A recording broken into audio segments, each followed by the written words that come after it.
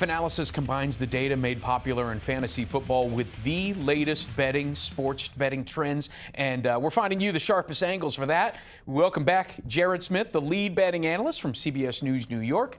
A lot of emotion filling the stadium in Buffalo last week and this week, and Vegas has put a number on that emotion. The line is 13.5 for Buffalo against Miami. All right. Here's some more numbers. 92% of the tickets and 91% of the money are both on the Bills. Does that much weight on the teeter-totter scare you a little bit? Yeah, it does. And again, from everything I heard this week, there is a point where I think we see it flip back because we bet numbers, not teams, right? And the market is driven by professional bettors kind of guiding the sports books in the direction of where the line should be, right? The sports books have their numbers, they drop the lines, and then the market, the sharks, they'll swim and they'll gobble up numbers where they see fit, and that'll kind of point the market in the direction where it needs to go. Well, this market's only gone in one direction basically all week.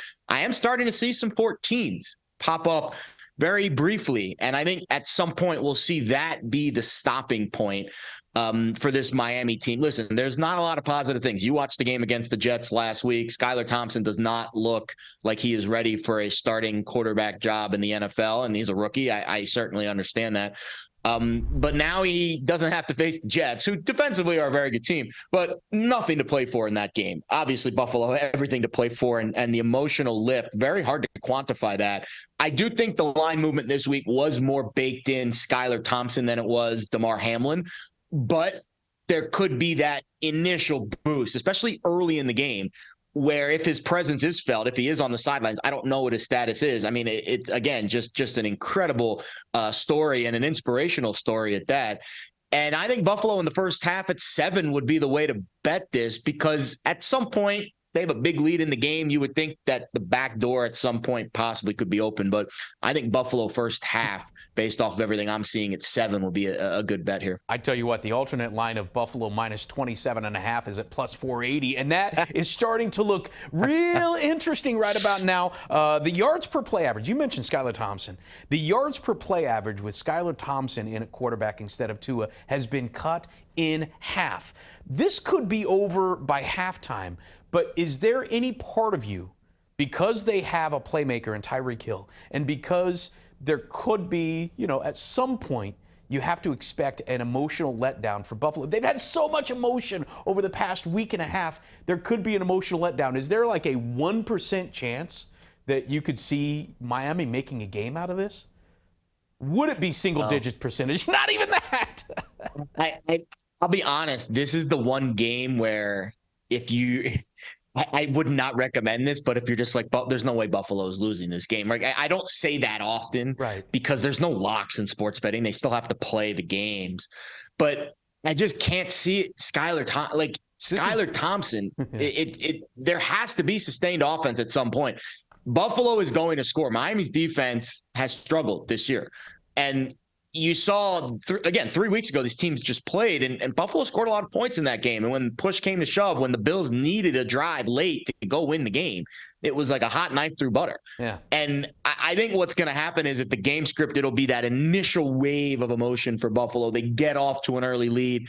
And then, maybe Skylar makes a play or two, Jalen Waddle makes a play or two that gives the Dolphins a sliver of hope. But then I think when push comes to shove and the Bills need a drive to silence that hope, it's going to be Josh Allen left, right, and center doing his thing. So while I don't want this to be a boring game, I think it's going to look a lot like last year, where Mac Jones went into Buffalo and had all the hope in the world because they had just beaten the Bills in Buffalo a few weeks prior, just like the Dolphins went into Buffalo and played them tight. But then the Bills really showed up, and that final score was 47-17. Yeah, this could be Georgia TCU all over again. Chargers, a road favorite in Jacksonville. Mike Williams is out for this game. Does that help you find a sharp angle? It's funny. Last night, before I, really dove into the prop angles, I was like, hey, Keenan Allen might be an interesting play, even with Mike Williams on the field. because the Jaguars have struggled against number one receivers this year. And Mike's a great player, but I think Keenan Allen's still the main squeeze for Justin Herbert. He's definitely the security blanket. And then I looked at some of the other numbers that Allen's target share has gone up in recent weeks. The only game he didn't get at least 9 targets was a blowout against the Rams, where the Chargers were running the ball for most of the second half. And then I was like, oh, well, maybe I should be thanking Brandon Staley for getting Mike Williams nicked up, because I think this market is still telling me that Keenan Allen's going to have, a bigger share of targets, when in reality, Mike Williams might be gobbling up some of those shares. So now that Mike Williams is out, I think Keenan Allen's number is going to go up. I probably wouldn't play it north of 80-ish, but in the 70s, if you can still find it, I think that receiving yards prop is a go. And I think the receptions too at 6.5 is absolutely a go. First of all, the Jaguars are going to want to push the tempo here. They got pushed around by Tennessee last week. And I think Doug Peterson, you hope that was the bad game for Trevor Lawrence. He missed a lot of throws. He left a little bit on the table there. And I think the Chargers secondaries had their moments this year where they've been gashed.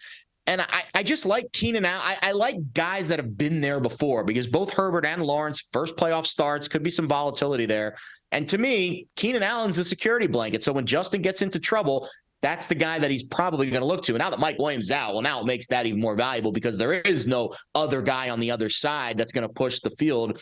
I think this is going to be a game where Justin Herbert throws it a ton, and I think Keenan Allen's going to be the beneficiary of that. And I can see why the public is showing a little reticence in favoring the Chargers in this one. They only have one win against a winning team this year, and a bad travel schedule after Denver. They've got a short week, essentially, here, one less day to prepare for this game against Jacksonville.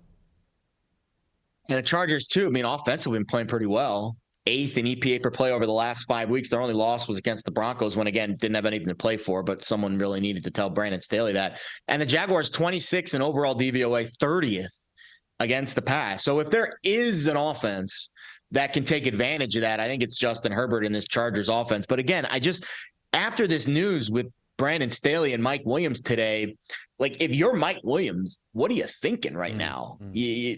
So I wonder if that's going to seep into the Chargers locker room at all. I'm not part of that equation. I don't know. I hope not, because it would ruin a really good season for the Chargers. But that's almost a fireable offense. A completely meaningless game, and you get one of your best players hurt, and now he's probably going to be out for the whole playoffs if the Chargers are even able to advance past this week. So we'll see what the emotional ramifications of that is.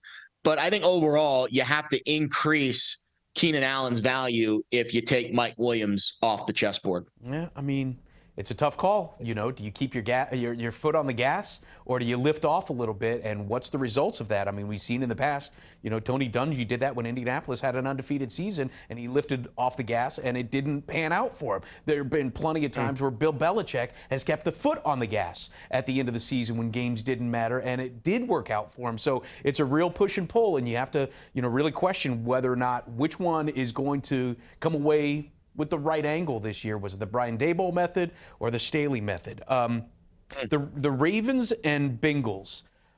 Cincinnati is an 8.5-point home favorite right now. Baltimore without Lamar Jackson, but man, amazingly, they have averaged 165 yards rushing per game in his absence in the last 5 games. That has not dented what they can do on the ground. Oh. And I think that's the key to this game. Tyler Huntley, we know what we're getting at this point. He's not a guy that's going to push the ball down the field. But I think it's fair to say he's going to offer a much better approach than Anthony Brown did last week. So last week we saw this exact same game. Obviously, the Bengals needed this win to kind of keep their number 2 seed hopes alive and maybe push the division, avoid that coin flip and all that, mess that the NFL was kind of pushing at us, with the weird tie-breaking scenarios that could have existed. And Baltimore didn't really need the game too much. And you could tell, because they rested Dobbins, they rested Mark Andrews, they rested Peters, they rested Andrew Zeitler. It was pretty much a B squad lineup. And that line closed at around 11 or 12. Well, now it's Huntley, Lamar Jackson out. and we're in the 8.5 range. So you can see where we're kind of, coming back a little bit from what we saw last week. And it is the Ravens defense that is absolutely the key. I mean, since Roquan Smith was acquired in week 9, they've been absolutely fantastic. 5th in overall EPA per play, 3rd in EPA per rush. So we'll see what the Bengals offense is able to accomplish here. And I think the key is how Joe Burrow can stay upright, because during the first 8 weeks of the season, Joe got sacked over 3.5 times per game, and the Bengals were 4-4. Over the last 8 games, 1.5 sacks per game. They're 8-0. Wow. Lyle Collins, the right tackle, out. You also have Alex Kappa, right guard, questionable. So the entire right side of the offensive line now in flux for this Bengals team. How does that impact Joe Burrow's ability to stay upright? He's done a better job of it than perhaps last postseason and the first half of this year. But now you're facing a divisional opponent that knows you very well and has a very good defensive line. They get pressure from all angles. Calais Campbell in the middle, Patrick Queen at the linebacker spot. Those are the 2 highest Pro Football Focus pass rush grades on the season for this Ravens team. It's not the traditional edge rushing. It's coming from different angles. So I'm curious how Joe handles this game, because obviously as an 8.5, 9-point home favorite, you're expected to win. But I could see Baltimore keeping this game close. So are you seeing this as a no bet or a slight lean? I would not bet it, because I think the Bengals, again, you can't trust Tyler Huntley. And Joe Burrow, I mean, all he's done is cover his 4-0 ATS in the postseason. But I see some cracks in the armor if the Ravens can create some havoc defensively. All right, so that's how he sees the AFC wildcard weekend. Make sure you check out our other segment on the NFC matchups. For Jared Smith of CBS News New York, I'm Steve Overmyer. This is Fanalysis.